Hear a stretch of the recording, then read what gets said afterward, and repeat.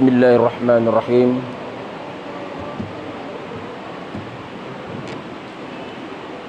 Bismillahirrahmanirrahim. Assalamualaikum warahmatullahi wabarakatuh.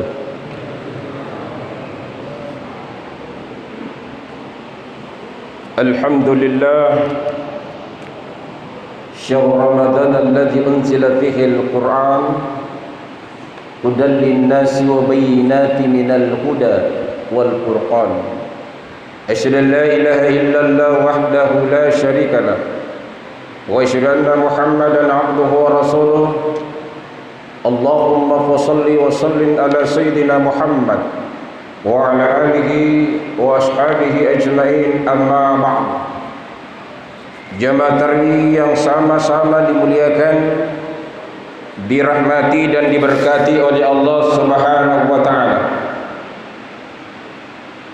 Marilah menghambakan diri kita ke hadirat Allah Subhanahu wa taala dengan banyak memuji Allah Subhanahu wa taala, dengan senantiasa membaca alhamdulillahi rabbil alamin. Segala puji bagi Allah, Tuhan semesta alam.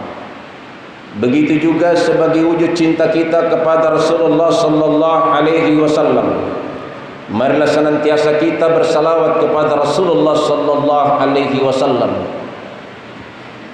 dengan banyak mengikuti sunnah-sunnah Rasulullah dan banyak membaca Allahumma salli ala sayyidina Muhammad wa ala ali sayyidina Muhammad. Jemaah tarawih yang sama dimuliakan oleh Allah. Adapun judul ceramah yang saya akan sampaikan pada malam ke-19 Ramadan adalah isi kandungan Al-Quran. Jemaah yang sama dimuliakan oleh Allah, kita senang membaca Al-Quran,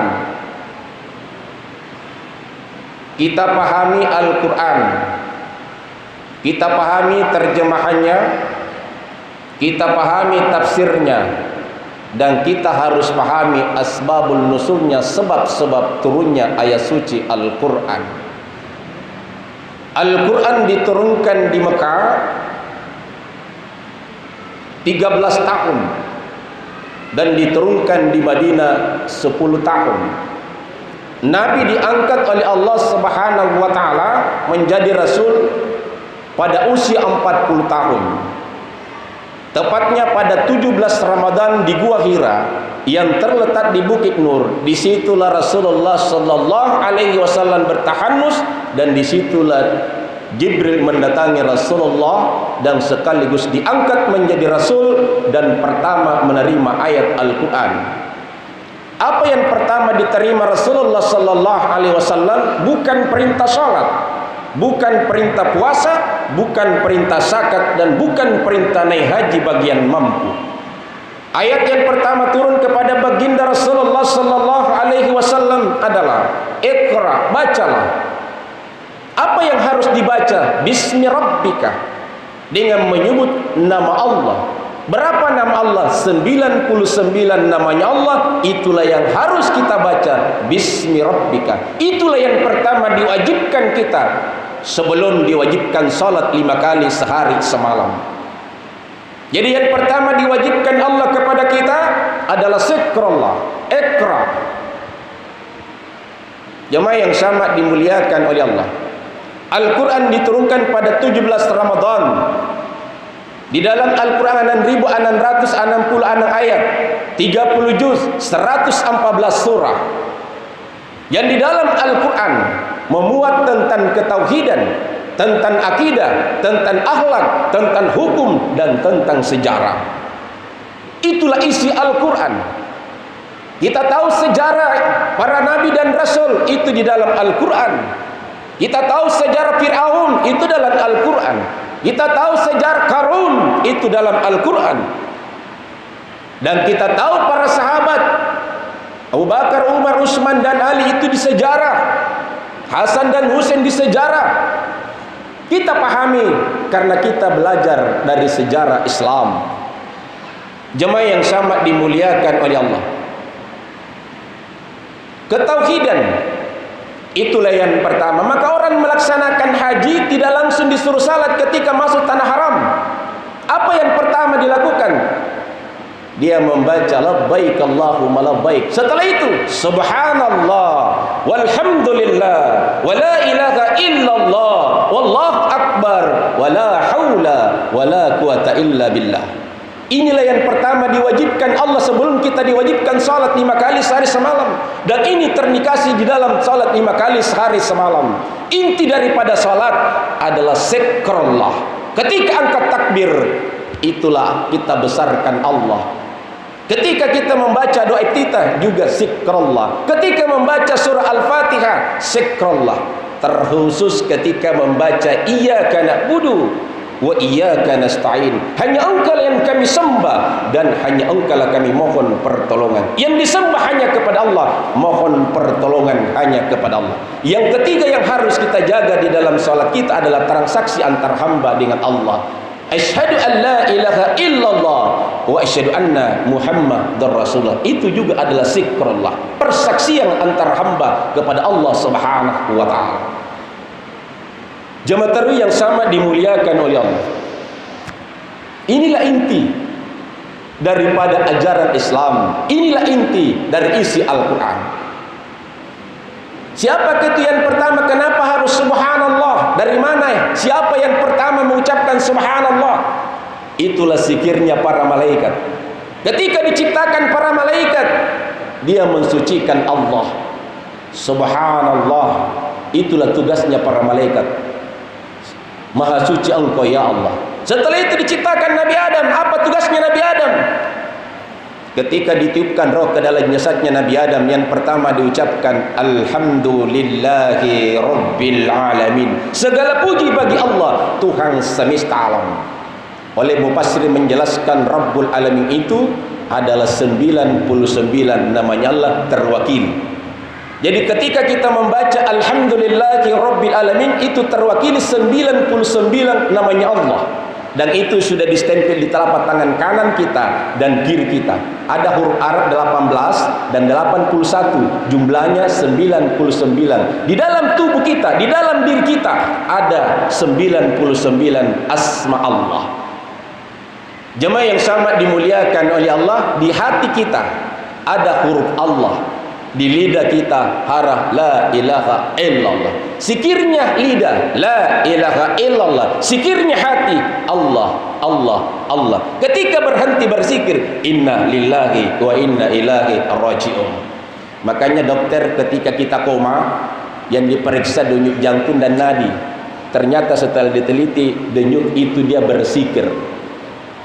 Sikirnya apa? Adalah Allah. Allah itulah yang mengumpah jantung kita. Maka obat jantung untuk bisa kita amalkan pada diri kita untuk terhindar yang namanya penyakit jantung adalah perbanyak berzikir Allah, Allah, Allah. Insya Allah terhindar yang namanya penyakit jantung.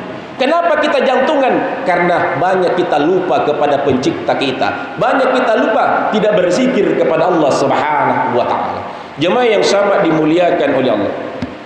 Di dalam yang ketiga adalah ibadah. Sinilah diajarkan tentang ibadah, tentang taharah, tentang mengambil air wudu, tentang beristinja, tentang tata cara salat.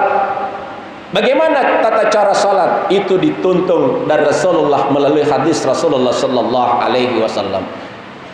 Kita tidak pernah ketemu Rasul, kita tidak pernah ketemu sahabat, kita tidak pernah ketemu tabi'in, sahabatnya sahabat, tetapi kita melaksanakan apa yang pernah dilaksanakan Rasulullah sallallahu alaihi wasallam.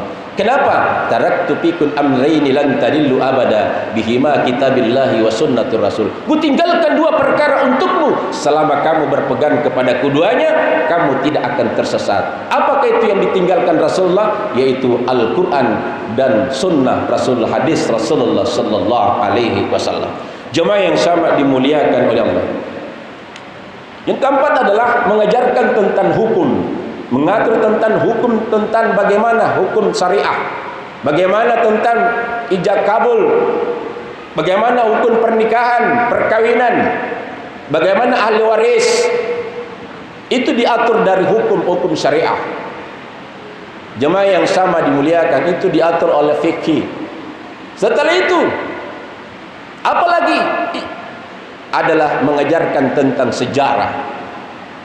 Jemaah yang sama dimuliakan oleh Allah, kita sering dengar sejarah Qarum. Itu dijelaskan dalam surah Al-Qasas ayat 77. Wa battaghi fima ataka Allahu daral akhirah wa la tansa nasibaka minad dunya wa ahsin kama ahsanallahu ilaika wa la tabghil fasada fil ardi innallaha la yuhibbul mufsidin.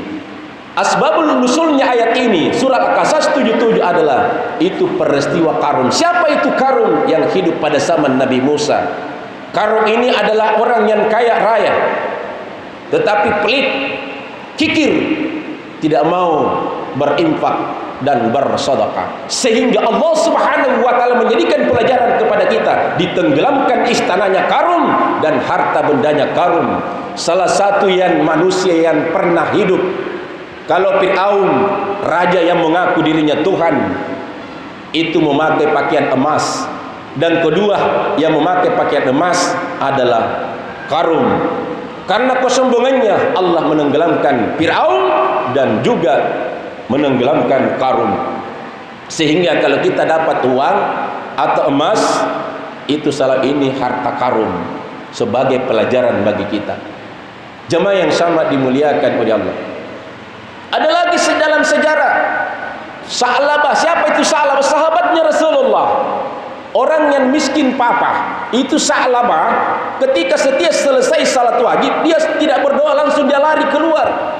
Tiap waktu diperhatikan sama Rasul, kenapa ini Sa'labah seperti orang munafik saja. Diperintahkan sama Ali, sebentar kalau Sa'labah selesai salat dia lari, tangkap dia. Ditangkaplah Sa'labah. Sa'labah, kenapa kamu seperti itu? Belum kamu berdoa langsung kamu tinggalkan masjid. Kata, ya Rasulullah, sarung yang saya pakai itu juga nak pakai istri saya untuk beribadah kepada Allah. Istri saya dalam tidak pakai busana di rumah ya Rasul karena miskinnya. Doakan saya ya Rasulullah supaya saya punya harta. Apa kata Rasulullah? Kemiskinan yang kamu dapat Sa'labah itu lebih bagus daripada kamu diberikan harta. Tapi Sa'labah berengek-rengek kepada Rasulullah, saya akan lebih taat beribadah sambil rajin salat ya Rasulullah. Ketika saya kaya, saya akan diberikan harta. Baiklah kalau begitu, diberikanlah sama Rasulullah kambing satu pasang, betina dan jantan. Hari demi hari, bulan demi bulan, tahun demi tahun, kambingnya Sa'labah berkembang. Sa'labah sudah mulai terlambat masuk masjid karena mengurus kambingnya. Sampai-sampai karena mengurus kambingnya Sa'labah dipenuhi padang Uhud, sehingga Sa'labah sudah berani meninggalkan salat. Setelah itu pas Ramadan, waktunya untuk mengeluarkan zakat mal, diutuslah Bilal untuk ditagih untuk membayar zakat ternaknya Sa'labah. Yang Sa'labah lakukan, dia cari kambingnya yang paling kurus, dibawa sama Rasul. Rasul tidak terima, dibawa sama Abu Bakar. Abu Bakar tidak terima, dibawa sama Umar. Umar tidak terima, dibawa sama Utsman. Utsman tidak terima, terakhir dibawa sama Ali. Apa kata Ali? Ini zakat mal saya sudah bawa tadi, tidak ada yang mau terima. Apa kata Ali?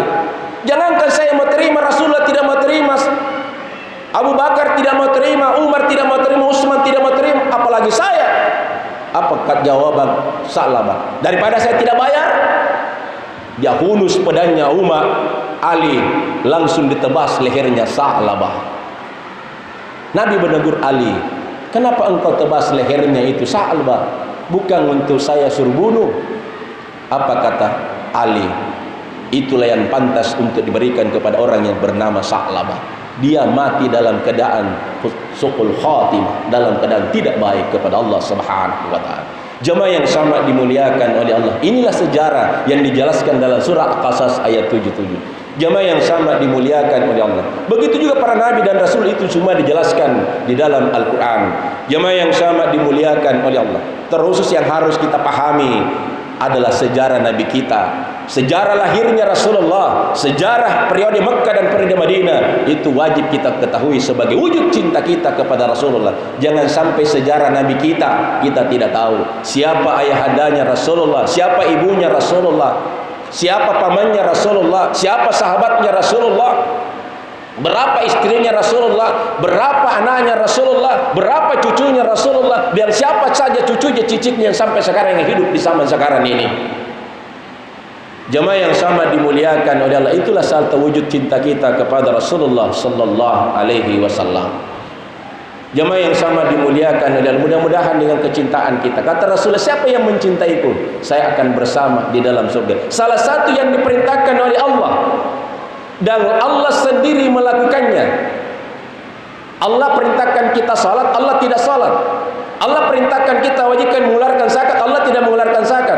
Allah mewajibkan kita berpuasa pada bulan suci Ramadan, Allah tidak berpuasa. Allah memerintahkan kita naik haji, Allah tidak laksanakan haji. Tetapi Allah memerintahkan kita salawat. Innallaha wa malaikatahu yusalluna 'alan nabi ya ayyuhalladzina amanu sallu 'alaihi wa sallimu taslima. Hai, inilah salah satu. Sesungguhnya Allah dan para malaikatnya bersalawat kepada Rasulullah sallallahu alaihi wasallam. Allah saja dan seluruh malaikatnya bersalawat kepada Rasulullah. Dan bahkan di dalam rukun khutbah tidak sah khutbah kalau hati tidak membaca Allahumma salli ala sayyidina Muhammad wa ala ali sayyidina Muhammad, karena masuk rukun khutbah. Jamaah yang sama dimuliakan oleh, karena pentingnya salawat, betapa banyak hadis-hadis tentang salawat, maka marilah kita perbanyak salawat kita kepada Rasulullah sallallahu alaihi wasallam. Mau dimudahkan urusan kita, rezeki kita oleh Allah, perbanyak baca sallallahu ala Muhammad. Ketika tinggalkan rumah kita, ketika mau tidur, kita jadikan para nabi dan rasul memberikan syafaat kepada kita. Allahumma salli ala sayyidina Muhammad wa ala ali sayyidina Muhammad. Jamaah yang sama dimuliakan, dan mudah-mudahan apa yang saya sampaikan bisa menjadikan motivasi untuk lebih dekat kita kepada Allah dan Rasulullah. Allahu la ilaha illa huwa. Jamaah yang sama dimuliakan, demikian apa yang saya sampaikan, mudah-mudahan ada manfaatnya. Wallahu muwaffiq ila aqwamit thariq. Assalamualaikum warahmatullahi wabarakatuh.